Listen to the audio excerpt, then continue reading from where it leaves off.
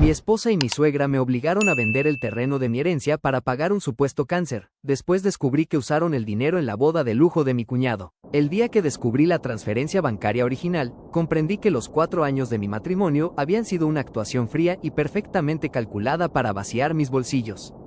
Llevaba meses trabajando dobles turnos en mi taller de carpintería, regresando a casa con el cuerpo molido y los ojos rojos por el cansancio, todo con tal de aportar cada centavo al supuesto tratamiento de quimioterapia de mi suegra, quien supuestamente padecía un cáncer avanzado que la tenía al borde de la muerte.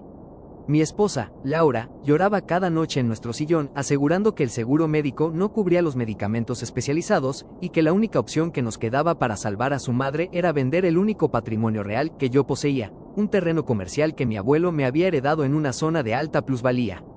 Impulsado por el amor que le tenía a mi esposa y por la desesperación de ver sufrir a una anciana, firmé los papeles de venta a un precio inferior a su valor real, entregándole a Laura un cheque por $90,000 con la promesa de que ese dinero iría directo a la clínica privada donde supuestamente atendían a su madre.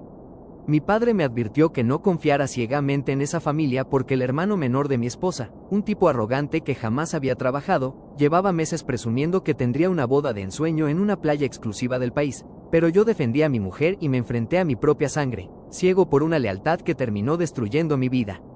La verdad se desató de la manera más cruda posible apenas una semana después de haber entregado el dinero de la venta del terreno. Decidí caer de sorpresa en el Hospital General del Norte de la ciudad durante mi hora de almuerzo para llevarle unas flores a mi suegra y pagar directamente la factura de la siguiente sesión de quimioterapia. Pero cuando llegué a la recepción y di su nombre completo, la encargada me miró con confusión tras revisar el sistema informático en 3 ocasiones diferentes. La mujer me confirmó con total seguridad que ninguna persona con ese nombre había estado registrada jamás en el área de oncología, ni existía ningún expediente médico que validara su supuesta enfermedad mortal.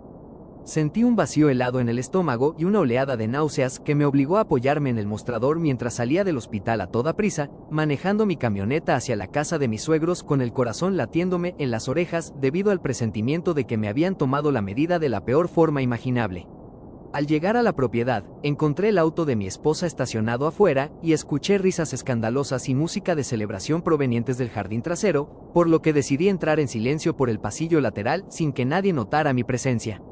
La escena que presencié detrás de los arbustos me arrancó el alma y la convirtió en una furia fría y calculadora. Mi suegra, la misma mujer que supuestamente no podía levantarse de la cama por los dolores del cáncer, estaba de pie bailando alegremente con una copa de champaña en la mano, mientras mi esposa y mi cuñado revisaban emocionados unos catálogos de banquetes de lujo y organizaban las reservaciones de los vuelos en primera clase para toda la familia política. Escuché perfectamente a mi cuñado agradecerle a su madre y a mi esposa por haber sido tan inteligentes al inventar todo el drama de la enfermedad, burlándose abiertamente de mí al decir que yo era un obrero estúpido y manipulable que trabajaría el resto de mi vida para pagar el capricho de su boda. Mi esposa soltó una carcajada miserable, comentando que yo era tan ingenuo que jamás se me ocurriría pedir los recibos médicos y que el dinero del terreno ya estaba completamente transferido a la cuenta del organizador del evento en Cancún. No salí a gritarles ni a armar un escándalo que les permitiera ocultar las pruebas, sino que me di la vuelta con las manos metidas en los bolsillos, subí a mi camioneta en absoluto silencio y me dirigí directamente a la oficina de un abogado penalista con todas las capturas de pantalla de los mensajes donde mi esposa me suplicaba el dinero para la supuesta salud de su madre. La venganza que ejecuté no tuvo nada de impulsiva, fue una estrategia matemática diseñada para causarles el mayor daño posible en el momento en que más les doliera. Mi abogado interpuso una demanda inmediata por fraude genérico, falsificación de documentos y abuso de confianza, solicitando al juez el congelamiento preventivo de las cuentas bancarias donde se había depositado el dinero del terreno por tratarse de un activo derivado de un delito de engaño. Debido a que mi esposa había transferido los $90,000 directamente a la cuenta comercial del hotel de lujo en Cancún para apartar el banquete y el hospedaje de 100 invitados, las autoridades federales emitieron una orden de retención de fondos que bloqueó el dinero de manera inmediata, dejando al organizador de la boda sin fondos operativos a solo 3 días de que se llevara a cabo la ceremonia. Al mismo tiempo, empaqueté toda la ropa de mi esposa en bolsas de basura, cambié las cerraduras de nuestra casa y dejó los papeles del divorcio pegados en la puerta principal junto a una copia de la denuncia penal del hospital que demuestra la falsedad de la enfermedad. El caos absoluto estalló el viernes por la mañana, justo cuando los invitados de mi cuñado ya se encontraban documentando sus maletas en el aeropuerto para viajar a la playa. El hotel de Cancún les notificó mediante un correo electrónico urgente que el evento quedaba completamente cancelado y que las habitaciones estaban liberadas debido a que los fondos de la reserva habían sido confiscados por una investigación de fraude judicial en contra de la familia del novio. Mi esposa llegó a mi casa gritando de manera histérica, golpeando la puerta con desesperación mientras mi suegra lloraba desde el auto al darse cuenta de que toda la alta sociedad del pueblo se estaba enterando en redes sociales de que la boda se había suspendido porque ellos eran unos estafadores.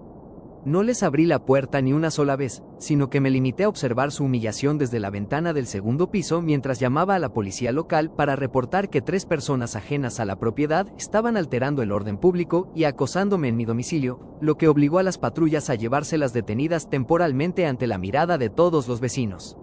Sin embargo, ese arresto por alterar el orden público fue una advertencia menor, y esa misma noche la desesperación de esa familia mutó en una sed de venganza completamente desquiciada. Al salir de la delegación bajo fianza unas horas después, mi esposa y mi cuñado, enfurecidos por la humillación pública y la presión de los invitados que les exigían la devolución de los boletos de avión, decidieron armar un contraataque agresivo para doblegarme.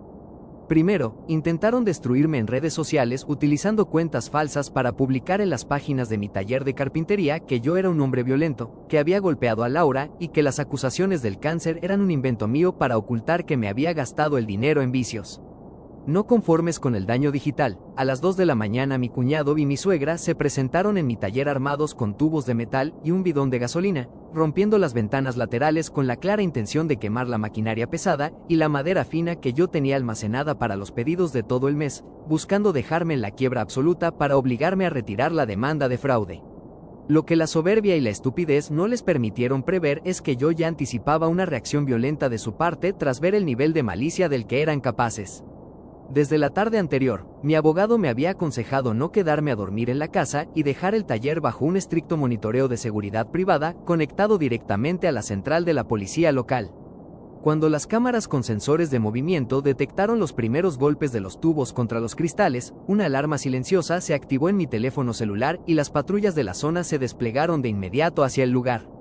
Observé en tiempo real desde la pantalla de mi teléfono cómo mi cuñado esparcía el combustible sobre los bancos de trabajo mientras mi suegra vigilaba la esquina. Pero antes de que pudieran encender el primer cerillo, 4 patrullas de la policía bloquearon la calle con las sirenas apagadas y los oficiales los emboscaron dentro del taller con las armas en la mano, sometiéndolos contra el suelo cubierto de gasolina. Este intento de vandalismo e incendio provocado elevó el caso a un nivel criminal de extrema gravedad que su costoso abogado corporativo ya no pudo contener. Para empeorar la situación de mi esposa, la denuncia falsa por maltrato físico que ella había levantado en mi contra esa misma tarde ante la fiscalía se desmoronó por completo cuando mi defensa presentó las grabaciones de las cámaras de la casa que demostraban que yo jamás la había tocado y que ella misma se había autolesionado golpeándose los brazos contra la reja para simular las evidencias.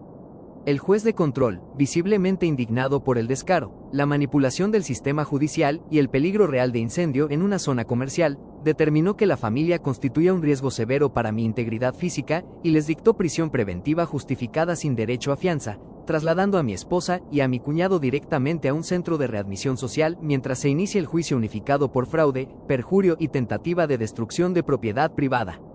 Afortunadamente, cuando pensé que me quedaría completamente solo en la calle y destruido en el peor momento de mi vida, el destino me demostró el verdadero valor de la sangre. Al enterarse de la detención en el taller y de la asquerosa estafa de la que había sido víctima, mi padre y mi madre aparecieron en mi puerta esa misma madrugada. Dejaron de lado cualquier rastro de orgullo y, en lugar de reclamarme con un reproche por haberme enfrentado a ellos en el pasado para defender a Laura, me envolvieron en un abrazo largo y sincero que me devolvió el alma al cuerpo.